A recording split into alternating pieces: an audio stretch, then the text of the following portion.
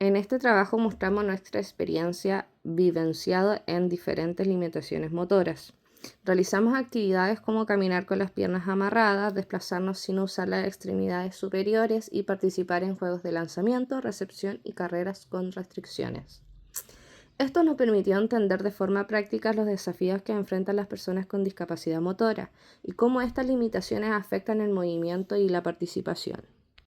La Organización Mundial de la Salud define la discapacidad como un término general que abarca deficiencias y limitaciones en la actividad y restricciones en la participación, resultantes de la interacción entre la condición de salud y factores del entorno. El deporte adaptado consiste en la modificación de actividades deportivas tradicionales para permitir la participación de personas con diversas discapacidades, ajustando reglas, materiales, posiciones de juego y formas de ejecución.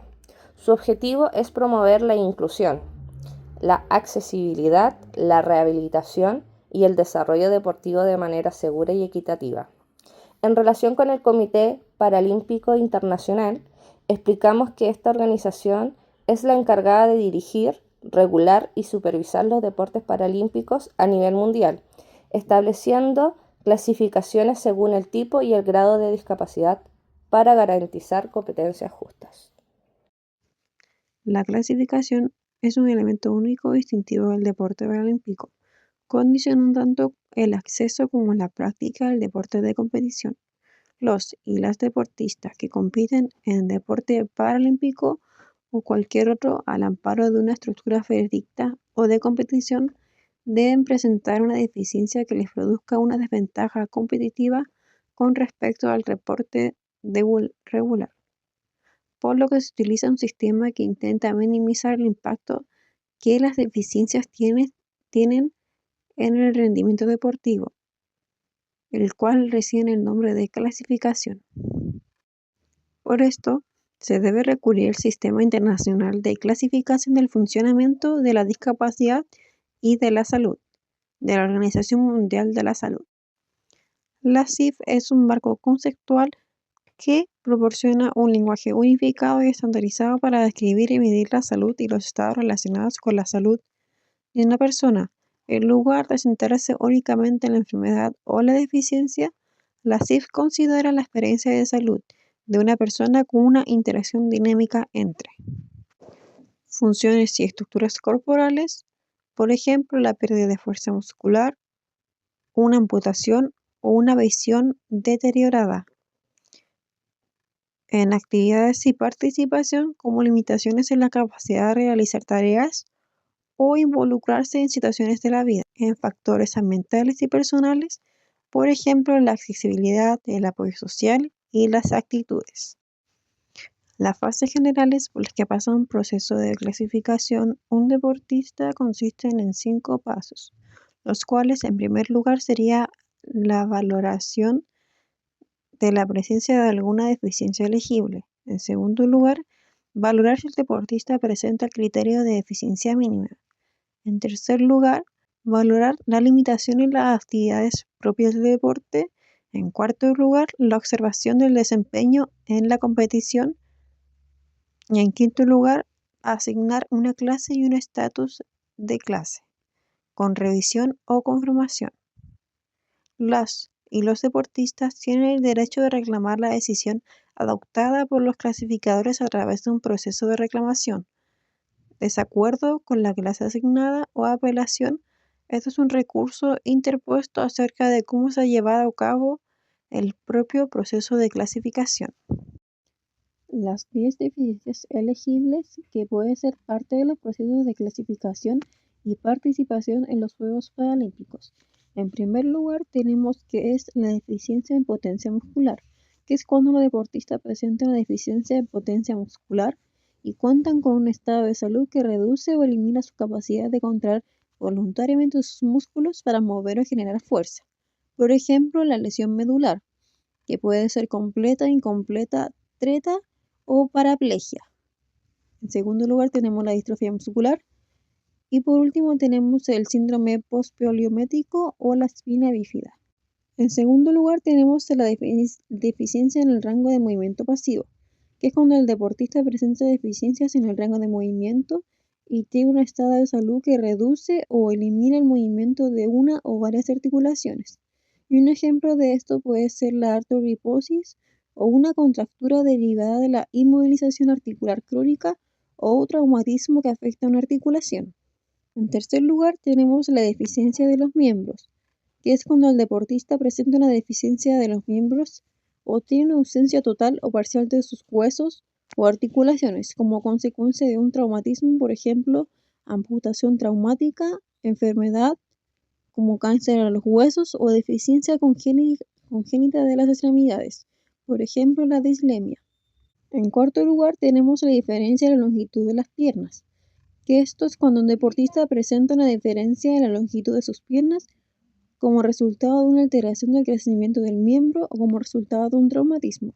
En quinto lugar, tenemos la baja estatura, que es cuando el deportista presenta una baja estatura y tiene una reducción en la longitud de los huesos de los miembros superiores o inferiores y o del tronco.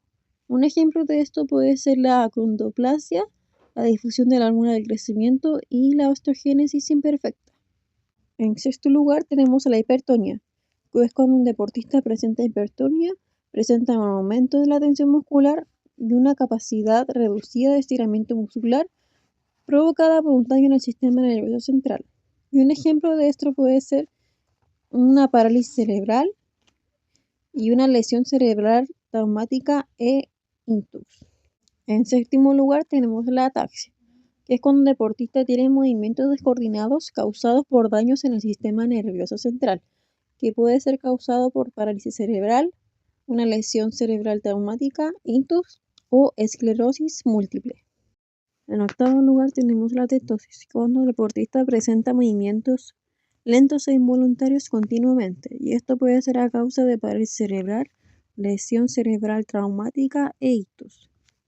En noveno lugar tenemos la deficiencia visual, que es cuando el deportista con deficiencia visual tiene una visión reducida o nula el resultado de una lesión de la estructura ocular, los nervios ópticos o las vías oculares, o la corteza visual del cerebro, y esto puede ser a causa de una retinitis pigmentosa o de la retinopatía diabética.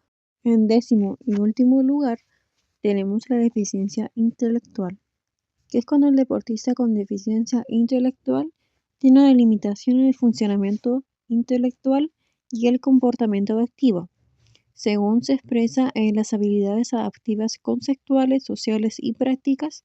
Esta deficiencia debe estar presente antes de los 18 años. En cuanto al análisis de molestias, tenemos las molestias musculares, donde Fabián presentó dolor de aductores y glúteos, y Pía solamente de glúteos. Por otra parte, las molestias articulares, Pía presentó dolor en tobillo ya que se encuentra con una lesión y Fabián ninguno. Y finalmente, molestias sensoriales, Fabián presenta irritación de piel por la cinta del brazo y Pía falta de aire. Y ambos presentan molestia de propiocepción por sentirse limitados.